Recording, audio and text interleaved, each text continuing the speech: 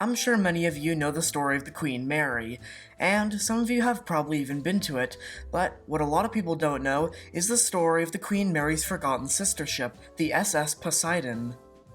While the Queen Mary had a more interesting career, the demise of the SS Poseidon is definitely something worth remembering.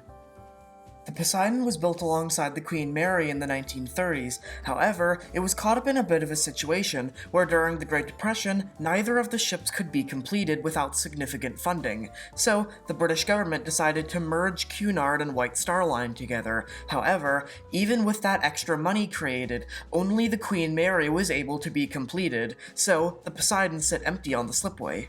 However, during the war, the British government saw what use large liners could have in carrying thousands of troops over in each voyage, so the Poseidon was finally completed and wasn't really even given a ceremony for the launch. However, a bottle of champagne was smashed by the crew during one of her voyages during the war.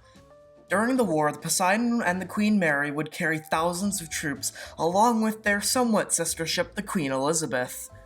After the end of the war, Prime Minister Winston Churchill was even quoted as saying that ships like the Queen Mary, Queen Elizabeth, and Poseidon were credited for shortening the war by 2 years due to how many people she carried, mostly 14,000 troops each voyage.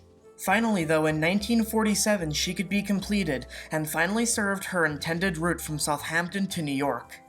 Cunard had always dreamed of having a three-liner express service after their older ships were retired, so this new class of ship was able to give Cunard a playing edge over White Star Line. Yes, they were in the same company, but Cunard had more of the shares, so eventually it was changed to just Cunard Line.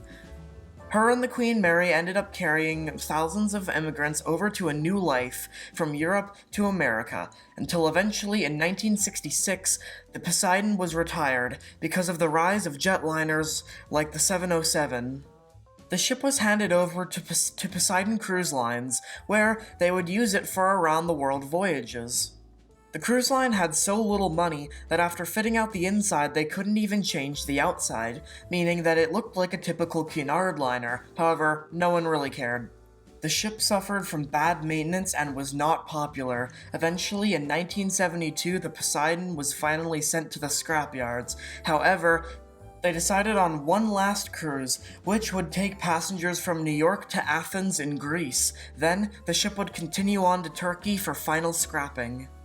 During the voyage, the ship stopped in Gibraltar. In fact, the cruise line had so little money that most of the crew were actually just given a free ride to Athens in exchange for serving the passengers. All essential crew were paid, however. On New Year's Eve, the ship was suffering multiple problems, such as heavy seas and even a broken ballast pump. The ship had not taken on sufficient enough ballast because the cruise line wanted to get the ship there as quickly as possible, so they didn't stop to load ballast. Therefore, the ship was extremely unstable. However, off the coast of Crete, a large wave had been formed due to some underwater earthquakes. Eventually, the captain made his way up to the bridge, and after realizing this, saw that there was no point in trying to save the ship, and also knew that the ballast was not sufficient enough and could not be loaded fast enough. So he sounded the general alarm, ordered a mayday, and closed the watertight doors. However, people were already partying in the ballroom, therefore they couldn't register the alarm as something serious.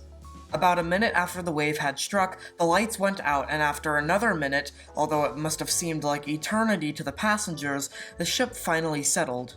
However, the ship was now carrying dangerous materials that were now slightly activated due to the ship flipping over and being smashed around in the cargo holds, so occasionally explosions would rock the ship.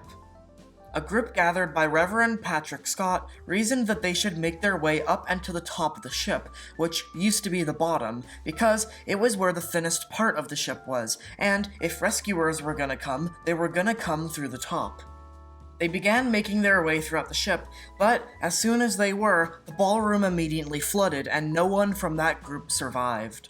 However, the group that did decide to go through the ship had much better luck, as one of the small boys had spent his time on the ship roaming around, asking questions to the crew, and memorizing the layout, so he knew exactly where the absolute thinnest part of the ship was, so he guided the survivors through.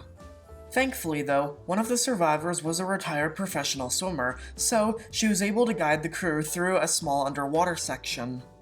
Thankfully, though, the ship's signals were picked up. However, 4 people died along the trek, making a total of 6 survivors, so the French Coast Guard eventually rescued them all.